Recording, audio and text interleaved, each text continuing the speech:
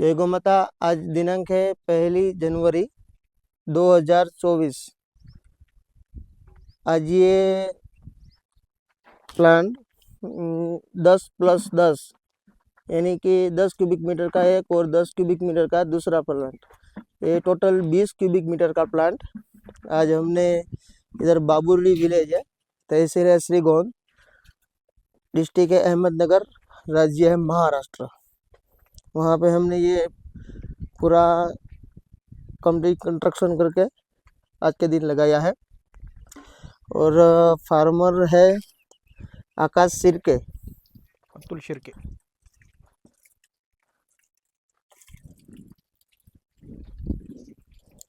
अभी इस प्लांट को लगाने के बाद ये कार्बन का बढ़ावा करेगा के फसल में, और सॉइल में भी कार्बन का स्ट्रक्चर बढ़ेगा।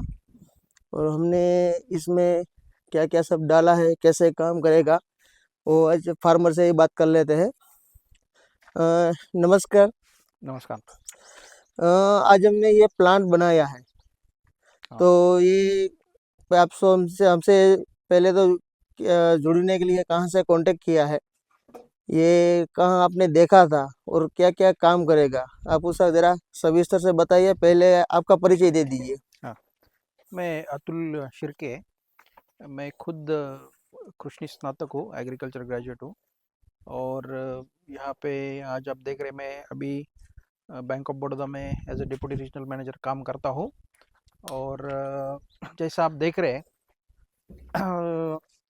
मैं मराठी में बोला तो चलेगा ना? मराठी ठीक में आहे, बोला। मी मराठी में बोलतो क्योंकि हं, हमारे मराठी लोकांना ते समजल आणि हं, काही दुसरे शेतकरी हं, त्याचा फायदा घेतील. हं, पहिल्यापासून पहिलेच ह्याकडे ऑर्गॅनिक शेतीकडे आम्ही सुरुवातीला आधीपासूनच वळलेलो होतो, कारण की आमच्या इथे जे बिग बास्केट आहे हं, त्यांनी एक त्यांचं प्रोक्रुटमेंट सेंटर लिंबू या पदार्थासाठी हं, इथं लोणी व्यंकणात इथं चालू केलेलं आहे. हं, तर त्या सेंटरमधून ते जे काही ऑर्गॅनिकली ग्रोन फळं भाजीपाला आहेत, हं, इथून त्याचा शहराला पुरवठा करतात. बरोबर. तर त्यांनी त्या ऑर्गॅनिक याचं पूर्णपणे ऑर्गॅनिक शेतीत रूपांतर करण्यासाठी त्यांनी एक 80 लोकांच्या शेतकऱ्यांचं रजिस्ट्रेशन केलेलं आहे. त्याच्यामध्ये आम्ही आमच्या कुटुंबाचं रजिस्ट्रेशन केलेलं आहे. आणि आम्ही ऑर्गॅनिक प्रॅक्टिसेस आमच्या शेतीवरती सुरू केल्या होत्या. तर आपल्या ऑर्गॅनिक प्रॅक्टिसेस आपण अजून कशा वाढवू शकतो याचा शोध घेत असताना आम्हाला काही ऑनलाईन आम्ही काही व्हिडिओ पाहिले, काही साहित्य आम्हाला मिळालं. त्याच्यामध्ये आम्ही पाहिलं की गुजरातमध्ये मोठ्या प्रमाणावर ऑर्गॅनिक शेतीचं काम चालू आहे.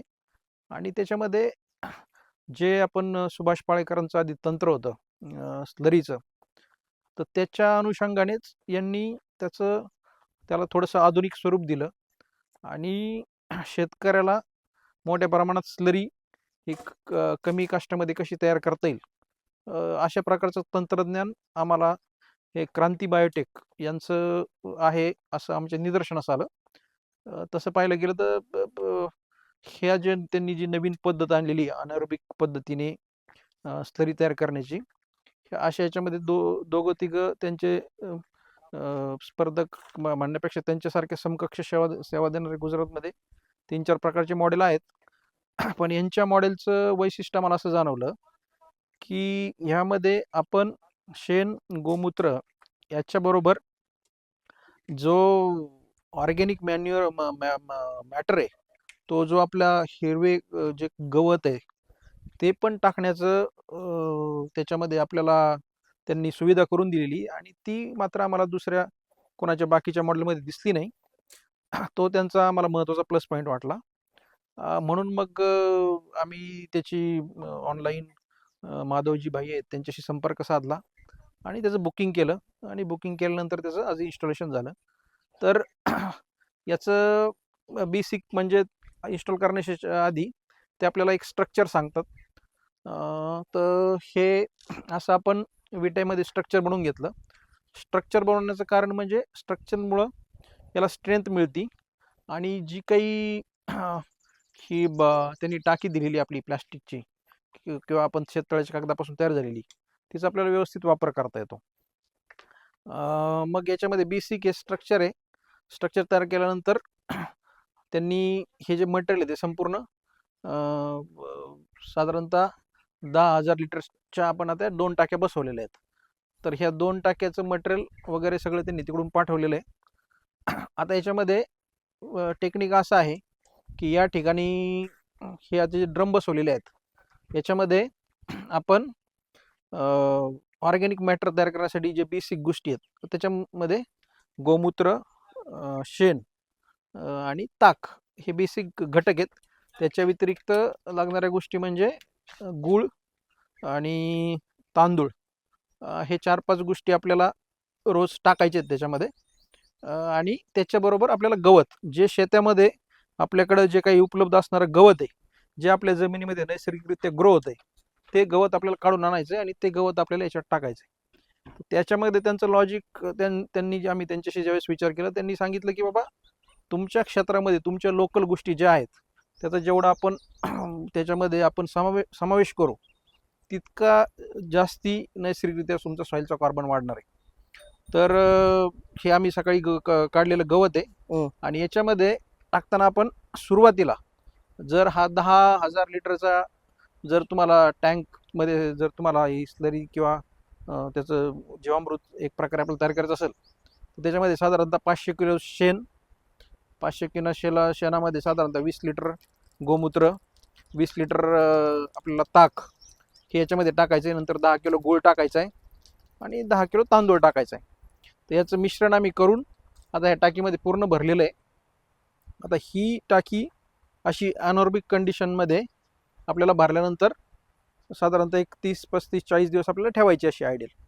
त्याच्यामध्ये अनॉर्बिक पद्धतीने वेगवेगळे त्यांनी त्याच्यामध्ये आम्हाला हे मटेरियल भरल्यानंतर त्यांच्याजवळ असणारं काही कल्चर आहे, म्हणजे जे काही घटक आहेत बाबा जे ॲक्च्युली त्याचं डिकम्पोजिशन करणार आहेत त्याच्यासाठी त्यांनी हे जैविक जीवन KBC म्हणून क्रांती बायो कास्टरनी त्यांनी जे त्यांचं प्रोडक्ट तयार केलेलं आहे ते बरोबर घेऊन आले होते त्या याच्याबद्दल आणि ते आपण याच्यात सोडलेलं आहे. तर 40 दिवसामध्ये साधारणतः हे जे काही आपण याच्यात ऑर्गॅनिक मॅटर टाकलेलं आहे, शेण म्हणा, गोमूत्र आणि याच्यात आता गवत टाकलेलं आहे, तांदूळ, गूळ वगैरे, तर त्याचं रूपांतर हे पूर्णपणे पुढून पाण्यामध्ये होणार आहे आणि सायमल्टेनियसली त्याच्यापासून मिथेन गॅस जो तयार होतोय तो गॅस आपण आपल्या घरगुतीसाठी घरगुती वापरासाठी आपण त्याचा वापर करू शकणार आहे. 40 दिवसानंतर आपल्याला ह्या पुढच्या बाजूनी असं आउटलेट आहे, याच्यामधून 10,000 लिटरची जी कॅपॅसिटी असेल त्याच्यामध्ये साधारणतः 300 लिटर रोज आपल्याला ही प्युरिफाईड स्वरूपातली स्लरी मिळणार आहे. ती स्लरी ही पाण्यासारखी निव्वळ शुद्ध आणि निव्वळ पातळ असणार आहे, तिला कोणता वास नसणार आहे आणि तिला परत अजून वेगळं फिल्टर करून घेण्याची काही गरज नसणार आहे. ती जी स्लरी येईल ती स्लरी आपण इथून आमचं साधारणतः सेंट्रलाइज सिस्टीम आहे ठिबकची, त्या ठिबक वाद्य आपण ती इथल्या आमच्या फळबागांना देणार आहे. साधारणतः आमच्याकडं द्राक्ष, डाळिंब आणि भाजीपाल्याची पिकं आम्ही घेतो, ज्याच्यासाठी ऑर्गॅनिक कार्बन आमच्या शेतामध्ये जेवढा वाढेल तेवढा तो महत्त्वाचा आहे. आपल्याला माहिती आहे की आता शेती दिवसेंदिवस रासायनिक खतांच्या वाढत्या किमतीमुळं आपल्याला परवडत नाही. तर ह्या गोष्टीकडे वळण्यामागं एकतर आपल्या खर्चात होणारा बचत म्हणजे खतावरती, रासायनिक खतावर होणारी बचत आणि आपल्या जे जमिनीचं आरोग्य आहे तिचं सुधारण्याची एक अशा दोन्ही प्रक्रिया होणार आहेत, म्हणून आम्ही याच्याकडे वळालेलो आहोत. और इसका सर पूरा एक प्रोसेस बता दीजिए, कैसे 40 दिन के बाद कैसे निकालना है, कैसे डालना है वो फार्मर को. हा हा तर सुरुवातीला जसं सांगितलं आपण की याच्यामध्ये 10,000 लिटरचं ज्यावेळेस तुम्हाला स्ट्रक्चर तयार करायचं आहे किंवा स्लरी टँक तयार करायचं आहे त्याच्यामध्ये तुम्हाला 500 किलो शेण टाकायचं आहे, 20 लिटर गोमूत्र टाकायचे, 20 लिटर तुम्हाला ताक टाकायचे आणि 10 किलो गूळ टाकायचे, 10 किलो तांदूळ टाकायचे आणि साधारणतः 50 किलो तुम्हाला गवत टाकायचे. आणि हे 40 दिवसांचं मटेरियल तयार झाल्यानंतर 300 लिटरची क्वांटिटी तुम्हाला पुढून काढायची आणि पाठीमागं तुम्हाला 10 किलो शेण 15 किलो शेण टाकायचे रोज त्याच्यामध्ये. नंतर तुमच्याकडे अवेलेबल होणार 1-2 लिटर तुम्ही त्याच्यात गोमूत्र टाकू शकता, 2 ते 5 लिटर जसं तुमच्याकडे अवेलेबल होईल त्या प्रमाणात तुम्ही त्याच्यात ताक टाकायचंय, तुम्हाला थोडा गूळ टाकायचा आहे आणि साधारणतः एक 10 किलो तुम्हाला त्याच्यामध्ये अं, आपल्याला अं, गवत टाकायचं आहे. हम्म, आणि मग 300 लिटर त्याप्रमाणे 40 दिवसानंतर मग आपल्याला ह्या बॅचमधून हम्म, डेली बेसिसवरती आपण तिकडून इनपुट करणार हम्म, आणि इकडं आपल्याला आउटपुट मिळणार. बरं. आणि शक्यतो आमचं म्हणणं असं असेल की ज्यावेळेस तुम्ही काही शेण गोमूत्र टाकताय ते पण देशी गाईचं जर तुम्ही टाकले तर त्याचे रिझल्ट तुम्हाला हम्म, चांगले येतील. बराबर। और ये आपका मेन क्रॉप क्या है और कौन कौन से क्रॉप में इसको ग्रो करने के लिए देने वाले हो सर जी? आम्ही साधारणतः आमच्याकडे मेन हे करण्यामागचा उद्देश, आता आमच्याकडे डाळिंबच आहे, द्राक्ष आहेत हम्म, आणि पालेभाज्यामध्ये आमच्याकडे टमाटे आहे, मिरची आहे, हम्म, आता सर्व नंतर काकडी लावलेली आहे. हम्म, आणि भविष्यामध्ये काही आम्ही बाकीचे काही ऊस वगैरे, ऊसासारखी पिकं आहेत आमच्याकडं, त्याला पण सुरुवातीला आम्ही फळ पिकांनाचं ॲप्लिकेशन करणार आहे बराबर, आणि त्याच्यानंतर आम्ही ऊस वगैरे या पिकांना पण, सगळ्याच पिकांना हे आपण देऊ शकतो. बराबर। और ये हमको ये एक एकड़ पे कितना कितना मटेरियल से हमको देना है वो जरा बता दीजिए। अपना 1 एकड़ पे 30 लीटर देना है पर डे के हिसाब से, तो उसका कैलकुलेशन आप कैसे दे सकते हो फार्मिंग में? तर तुम्हाला म्हणजे जसं आता बघा, पाण्याचं प्रमाण तुम्ही त्यांनी जसं सांगितलंय की आपल्याला 1 एकरामध्ये साधारणतः 300 लिटर आपण आपलं सुटलं पाहिजे त्याच्यामध्ये, पिकामागं म्हणजे पाण्यामधून सुटलं पाहिजे.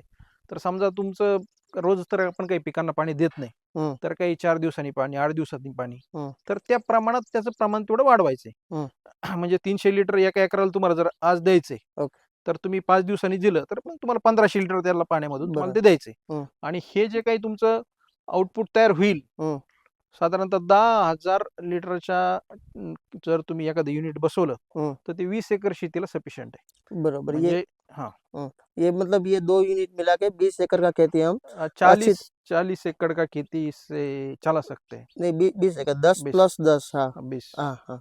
हम्म।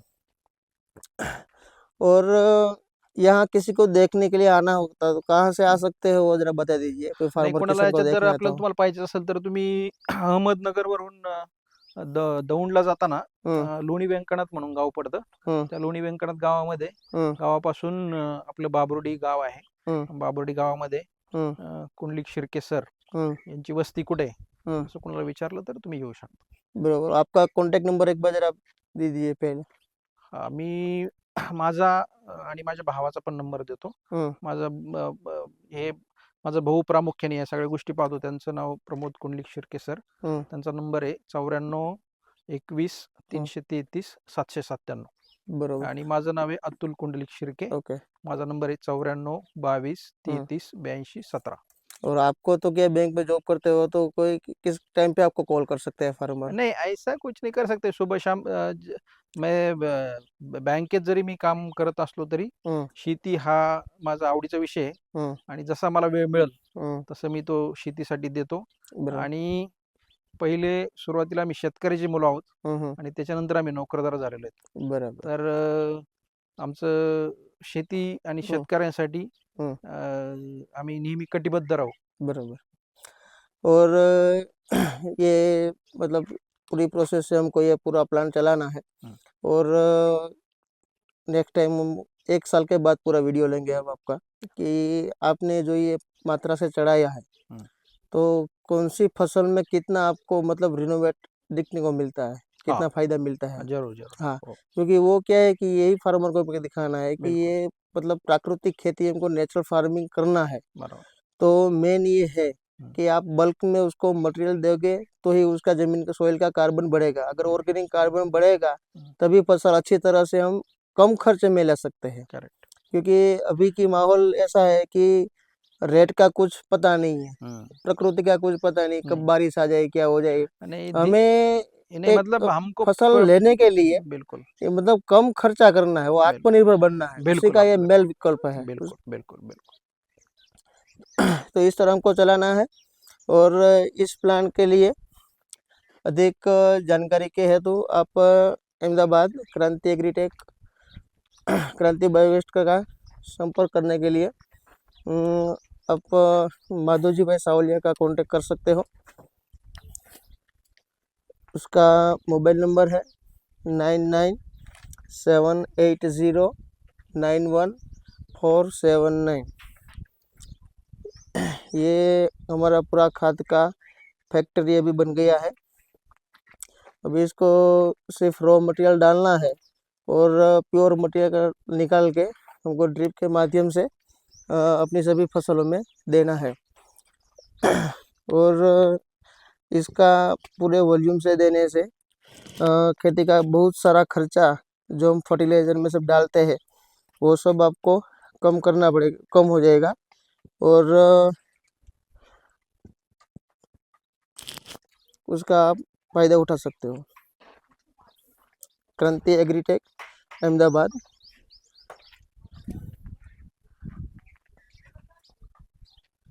अधिक जानकारी के हेतु माधवजी भाई सावलिया 9825673720। जय हिंद, जय भारत।